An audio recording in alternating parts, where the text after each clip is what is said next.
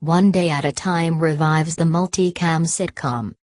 A new multicam sitcom would raise eyebrows even if it weren't a remake, let alone one shacking up with Fuller House on the same streaming platform.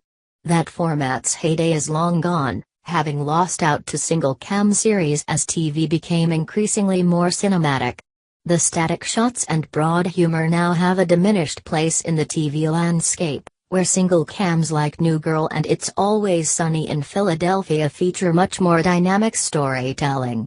Which makes Norman Lear's revisiting of both the format and a past project all the more curious.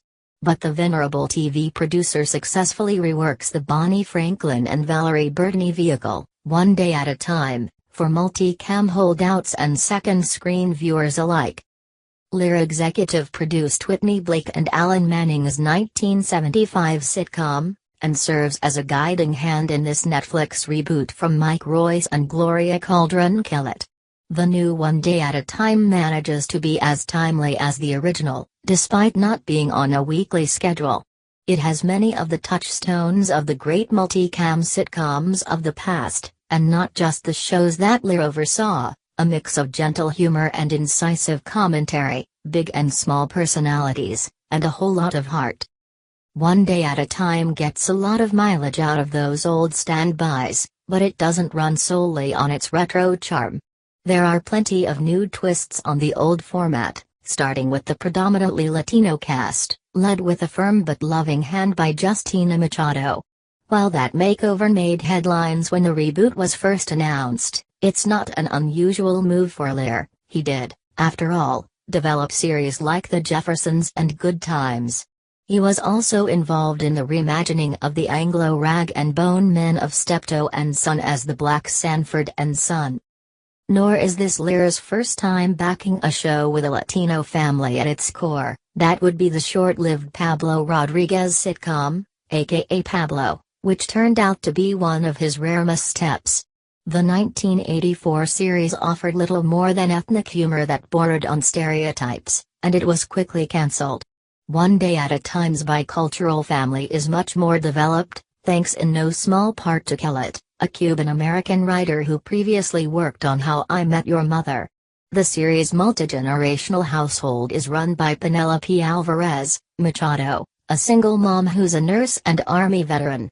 But she's not quite raising her two teenagers alone. She gets plenty of help, and grief, from her mother, played by Rita Moreno in a scene-stealing role. It's all familiar territory, even if you missed out on the original series. The single mom's backstory has been revised a bit, but her determination and dedication still shine through. Penelope struggles to balance her personal and work life, though she'd probably never describe it that way.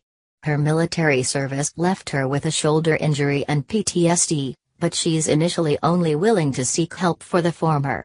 The insufficient infrastructure in place to help returning service people is ripe for criticism, which One Day readily dishes out in an exceptional episode about the Veterans Administration. So is the stigma surrounding mental illness, which is addressed throughout the season's 13 episodes. True to its sitcom nature, One Day has many lessons, but no judgment. The youngest Alvarez woman, Elena, Isabella Gomez, is a socially progressive teen, whose knee-jerk rejection of her grandmother Lydia's ways provides plenty of humor along with conflict. Penelope often plays the moderate moderator, but she's still much more forward-thinking than her mother. But One Day treats them all with respect.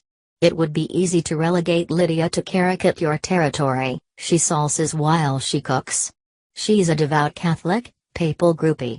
But the writing and Moreno's performance round out the character, who shows as much growth in her 70s as her grandkids in their adolescence. Even with its thoughtful characterization, One Day at a Time can't quite manage to break free of its multi-cam confines, which necessitate frequent family dinners and office meetings to make sure everyone's in the shot, including the new hipster Schneider, Todd Grinnell. But centering on the home and workplace actually makes perfect sense. Royce and Kellett have turned a multi-cam sitcom into a great working-class comedy that's as aspirational as it is realistic.